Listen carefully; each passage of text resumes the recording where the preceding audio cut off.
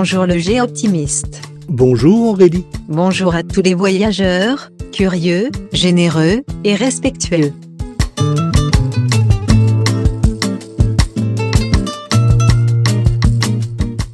Bonjour à tous, 4 très belles adresses à découvrir aujourd'hui.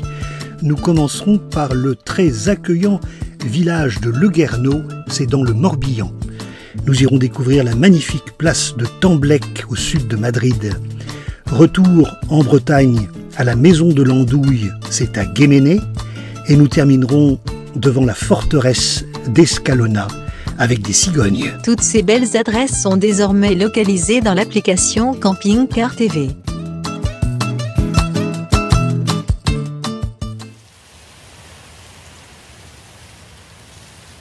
Nous sommes dans une commune fleurie, Le Guerneau, dans le Morbihan, et c'est une commune qui a la tradition de l'accueil. Effectivement, c'est un peu une vocation de cette petite commune. C'est une commune bretonne, mais pas de langue bretonne en réalité. Ici, c'est le gallo.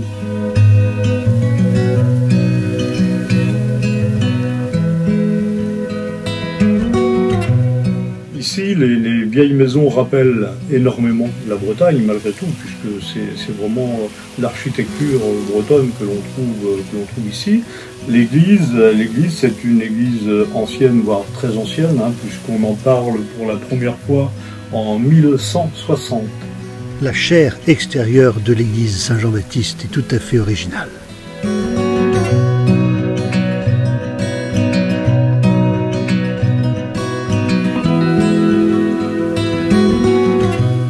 L'aire de stationnement est fonctionnelle et au calme.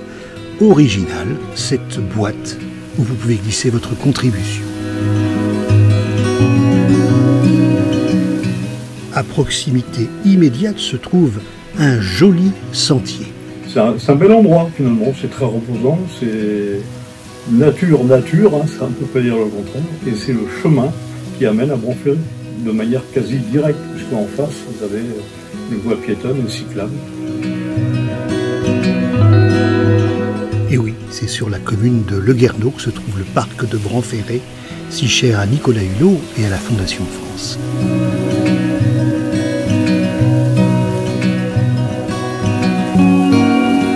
Sur la commune, vous trouverez une crêperie, on vous conseille les galettes à la langouille, et une brasserie belge très appréciée par le guide du routard et le petit futé.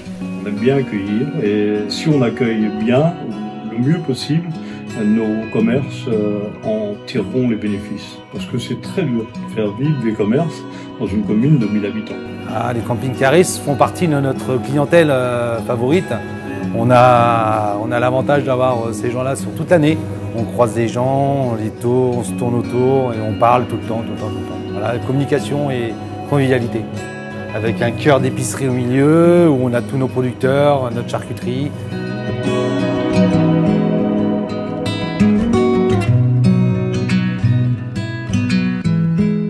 Et pendant qu'Isabelle joue à la marchande, Pascal termine le plat du jour. Aujourd'hui, un rougail aux saucisses et aux crevettes. Voilà, un petit côté épicerie fine avec des produits qui viennent aussi de notre parcours de vie. Je pense un petit peu au vinaigre de Neuville, du Poitou, qui est un vinaigre très spécifique où on peut s'en servir en cuisine, des choses comme ça qui sont sympas. En sortant de l'épicerie, juste en face, vous trouvez la boulangerie. Et là encore, il s'agit d'une histoire de passion avec ce vrai four à bois. C'est pour toutes ces raisons que je vous conseille un petit séjour à Le Guerneau.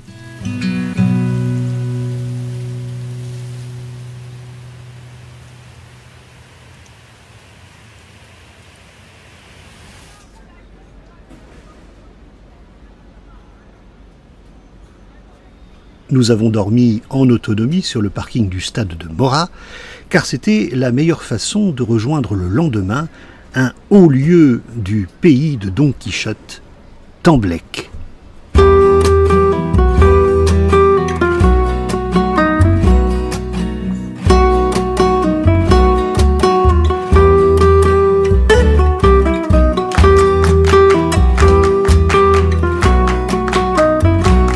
Elle est magnifique, la Plaza Mayor de Temblec, c'est bien pour elle que nous sommes là avec ses arcades, ses balcons. Je vous laisse deviner à quoi elle pouvait servir.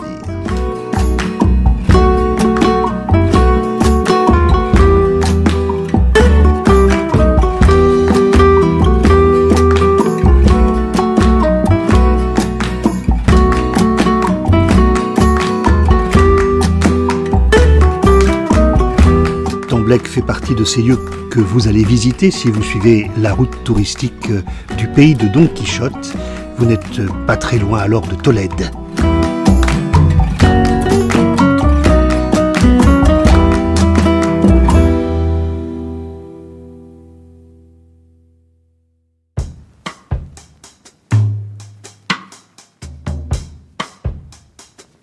Alors on va pas se mentir.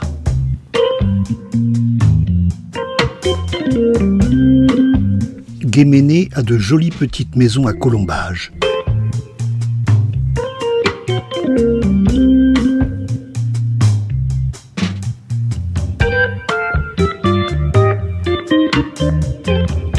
Mais si le jeu optimiste est à Guéméné aujourd'hui, c'est pas pour le folklore, c'est pour l'andouille.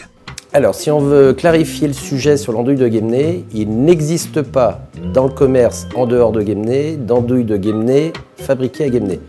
Si vous voulez vraiment une andouille fabriquée à Guémené, il faut venir à Guémené chez nous à la maison de l'andouille ou à la maison Lévesque qui est dans le haut de Guémené et qui fait une andouille différente mais de qualité aussi.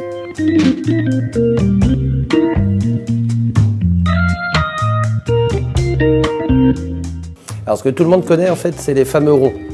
Alors ça, les industriels le font très bien, il n'y a pas de problème, mais on le voit encore mieux chez eux parce qu'ils ont tendance à peu dégraisser. Donc vous avez un rond rose, un rond blanc, un rond rose, un rond blanc, donc ça dessine bien la chose.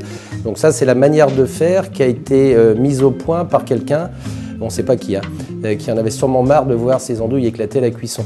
En fait, c'est comme s'il y avait 20 pots sur un saucisson, quoi. Donc c'est beaucoup plus résistant à la cuisson qu'une andouillette, par exemple. Alors après, la spécificité qui pour moi est le plus important, et c'est pour ça que c'est important qu'on soit près de la cheminée, c'est le côté fumé. Parce que quand l'andouille a été faite au départ, le fumage était là pour apporter la conservation. Parce qu'on n'avait pas les frigos qu'il y a aujourd'hui, donc il fallait trouver un moyen. Donc le fumage et le séchage sont des moyens qui permettent de garder les choses très longtemps. Et moi j'en ai une chez moi par exemple qui a 28 ans.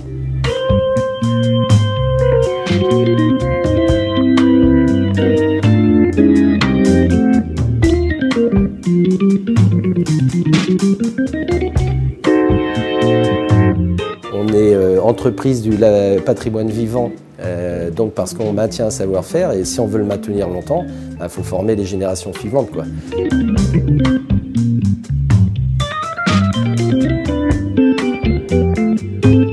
Donc une andouille qu'on appelle normale chez nous, c'est 2 à 3 semaines de séchage avant cuisson, donc ça ressemble à ça. Il y a encore un peu de souplesse. Mais par contre, celles qui vont atteindre 9 mois, quand elles ont 9 mois, c'est un vrai morceau de bois. Donc c'est très très concentré en termes de goût. Et cette andouille-là, c'est ce qui correspond à ce que faisaient les grands-parents de ma femme il y a un siècle ou plus. C'est-à-dire qu'ils tuaient un cochon, ils fabriquaient l'andouille, ils la mettaient à fumer et très souvent ils attendaient de retuer un cochon avant de faire cuire l'andouille. Et on m'a raconté plein de fois l'histoire ici, donc ça durait entre 6 mois et 1 an. 9 mois c'est l'objectif et la réalité c'est que c'est entre 7 mois et demi et 11 mois.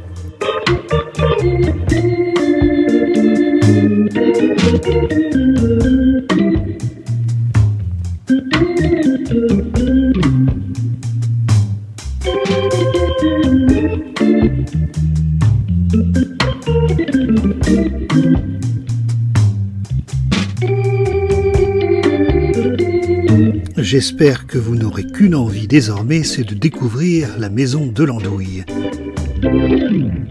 Quand ils nous découvrent, c'est souvent de ramener à des amis, ils vont goûter ça avec de la famille, ils vont faire un repas, une occasion quelconque.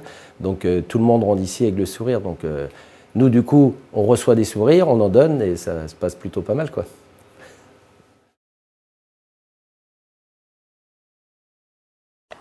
Au loin, nous entendons des cigognes. Nous allons rejoindre la forteresse d'Escalona.